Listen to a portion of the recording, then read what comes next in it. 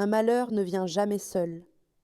Il était une fois une vieille femme qui partageait sa case avec un serpent et un oiseau.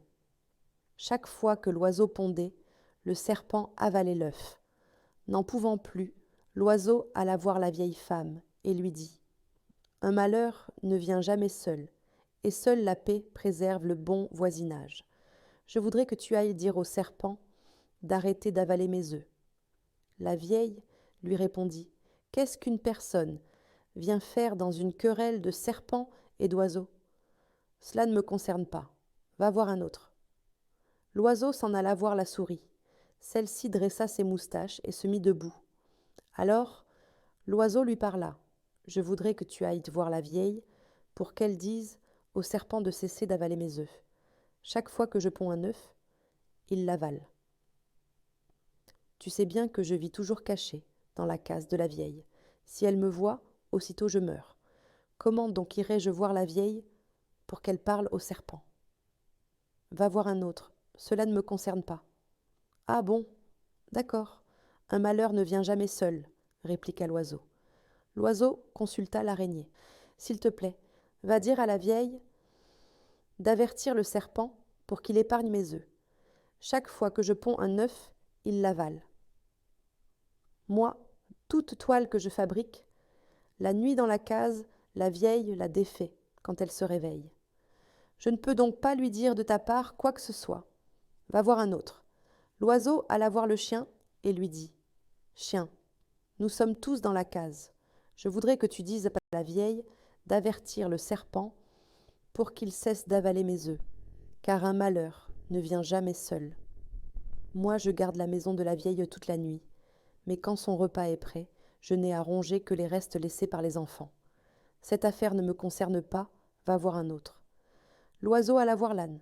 Il lui parla en ces termes. « Âne, je voudrais t'envoyer dire à la vieille de dire au serpent de laisser mes œufs, car tu sais bien qu'un malheur ne vient jamais seul. La paix préserve le bon voisinage.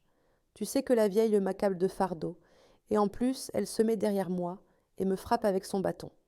Et qu'est-ce qu'un âne vient faire dans une querelle opposant un oiseau et un serpent ? Va voir un autre. Je n'irai pas lui dire quoi que ce soit parce qu'elle ne m'aime pas. Elle est mon ennemie. » L'oiseau alla trouver le coq. Le coq lui dit « Moi, la vieille, c'est mon chant qui la tire de son sommeil.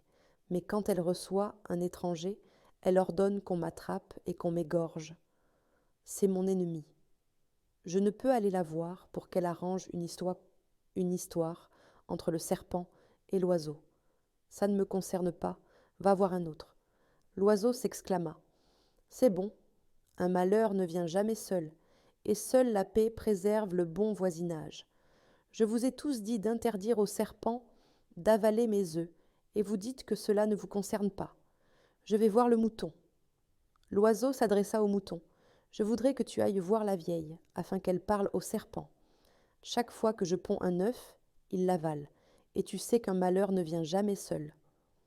La vieille m'entretient jusqu'à ce que je sois gras, m'élève dans sa cour jusqu'à ce que je devienne grand, et pourtant, quand la tabaski arrive, elle ordonne qu'on m'attrape et qu'on m'égorge. Une querelle entre une personne, un oiseau et un serpent ne me concerne pas. Va voir un autre. » L'oiseau partit chercher une allumette. Quand il revint, il dit « Maintenant, j'ai parlé, je suis fatigué. Chaque fois que j'envoie quelqu'un, il refuse. Je vais faire ce qui me convient. » Il prit l'allumette et mit le feu à la case. La vieille, l'âne, l'araignée, la souris, tous périrent dans l'incendie. L'âne qui était allé appeler au secours mourut au retour, brûlé par le feu. Quant au mouton, il servit de repas à ceux qui étaient venus éteindre le feu et refaire la case. Alors l'oiseau rassembla tout le monde et déclara « Je prévoyais tout cela. C'est pourquoi j'ai envoyé tout le monde pour dire à la vieille d'interdire au serpent d'avaler mes œufs. Chacun me répondait qu'une querelle entre un serpent et un oiseau ne le concernait pas. Maintenant, vous voyez les conséquences. Seule la bonne entente préserve le voisinage. Un malheur ne vient jamais seul. Dans l'aube renouvelée qui suit la nuit de feu, l'histoire nous murmure une vérité puissante. Dans l'entraide et l'écoute réside la force de transformer le malheur en espoir. Chaque voix, si petite soit-elle, porte en elle le pouvoir de changer le monde.